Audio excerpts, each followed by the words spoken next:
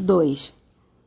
A alma é a substância incorpórea, ou seja, que não possui corpo, que habita na matéria física humana. Alma tem o mesmo significado de coração e trata-se da essência da vida humana.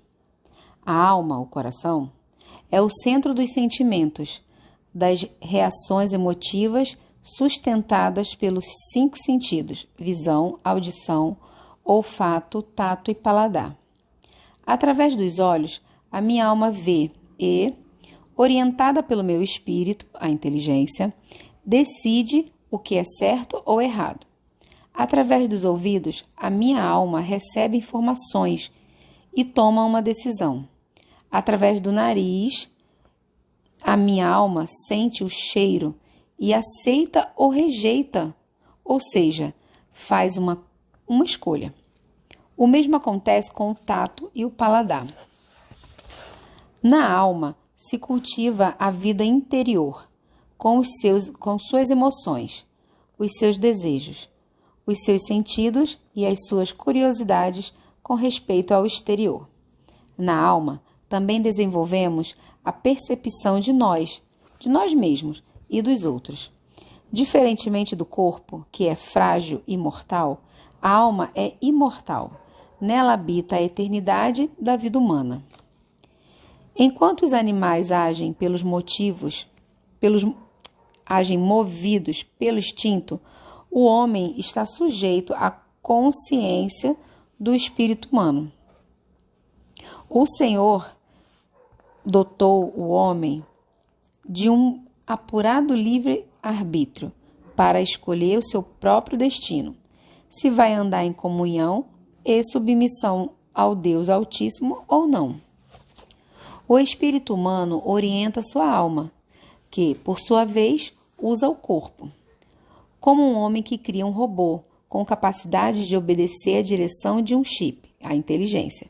Assim, o Criador fez o homem dotado de inteligência para orientar sua alma no corpo. A alma enxerga com os olhos do corpo, fala com a boca do corpo e escuta com os ouvidos do corpo. Enquanto este se fere, é a alma que sente a dor. E quando a medicina elimina a dor física, é a alma que sente o alívio. Quando uma pessoa morre, a sua alma sai do corpo. Pode-se então fazer o que quiser com o corpo, pois ele já não sente coisa alguma. O corpo sem a alma se deteriora, apodrece e volta ao pó. Qualquer doença no corpo reflete as dores da alma.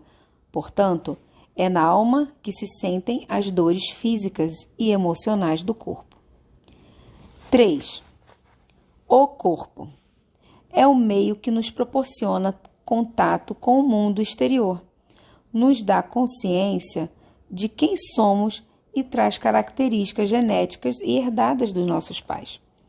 Por meio do corpo, o homem consegue fazer muitas atividades, comunicar, trabalhar e se locomover, se divertir. Por isso, podemos e em dizer busca que o espírito de um prazer, é uma parte conforto muito e nobre segurança, da constituição investe humana. nele 24 horas por dia. Sendo o Altíssimo Seja Espírito, no cuidado ele se alimentar, no comunica sono, com no o descanso, espírito humano. no esporte ou Isto lazer. Deus De alguma fala de forma, espírito ele para parece espírito, ser o centro como da dizem as atenção de Escrituras. toda a vida. O próprio Infelizmente, Espírito a testifica maioria das com o nosso pessoas espírito vive a vida inteira em que função do somos seu filhos corpo, de Deus. como se fosse Romanos como se ele fosse 8:16.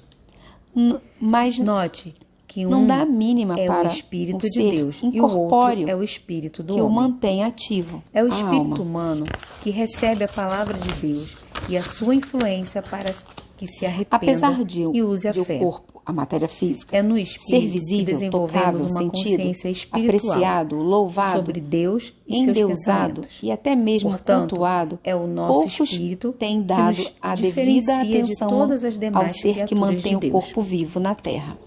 Ao buscar Por ao conta Senhor, disso, o é ser humano tem fundamental sofrido saber os que ele horrores é das espírito. suas constantes toda mais adoração escolhas, rendida a Ele no será no aceita afã se de for querer feita com satisfazer suas sinceridade e paixões, pelo Espírito. bem como toda Ou sorte seja, de desejos o Altíssimo que, em não se princípio, satisfaz com uma entendem adoração baseada ao em capricho emoção do corpo, e sentimentos atendem humanos. ao capricho do Por corpo. isso, o Senhor Jesus disse: O homem acaba se tornando Deus é escravo do espírito, pecado e do mal. e importa Assim, que não os há que como o evitar as adoram, dores, as o angústias adorem em e o espírito vazio e da em alma, verdade. que se João, encontra capítulo completamente 4, versículo desorientada e 24. perdida.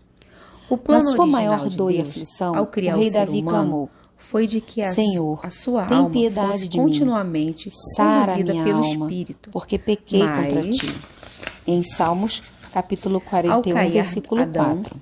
entregou a sua O alma à pecado é uma escravidão do ofensa pecado, contra Deus. e a sua carne Essa transgressão passou dá a o direito prevalecer. aos espíritos imundos de se apossarem do corpo dos que odeiam a justiça divina, para então imporem a sua desordem e injustiça na vida dessas pessoas. Sabendo que a nossa velha natureza pecadora já foi morta com Cristo na cruz, a fim de que o nosso eu pecador fosse morto e assim não sejamos mais escravos do pecado.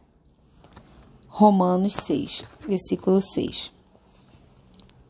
O corpo humano, a velha natureza, só deixa de ser instrumento do pecado depois de o batismo nas águas, o sepultamento, ter sido validado pela novidade de vida. Porém, se a pessoa que foi batizada nas águas não estiver vivendo em novidade de vida, ou seja, afastada do pecado, o seu batismo não valeu. E por isso, não tem qualquer efeito prático na vida cristã. De sorte,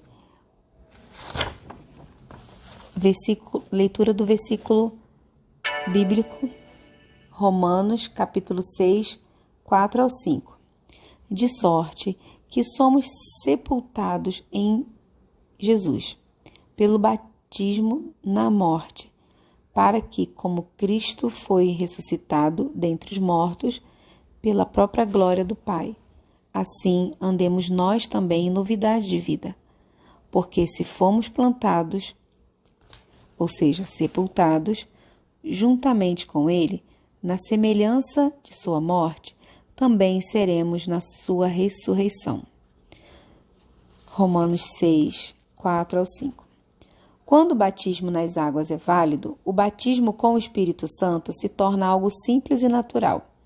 Afinal, como uma pessoa conseguiria permanecer definitivamente afastada do pecado sem o Espírito Santo dentro dela? Seria impossível. Sendo morada do Altíssimo, a pessoa passa a ser dedicada ao Senhor como seu templo, como diz em 1 Coríntios, capítulo 3, versículo 16. E a usar o seu corpo com dignidade, respeito e honra a Deus.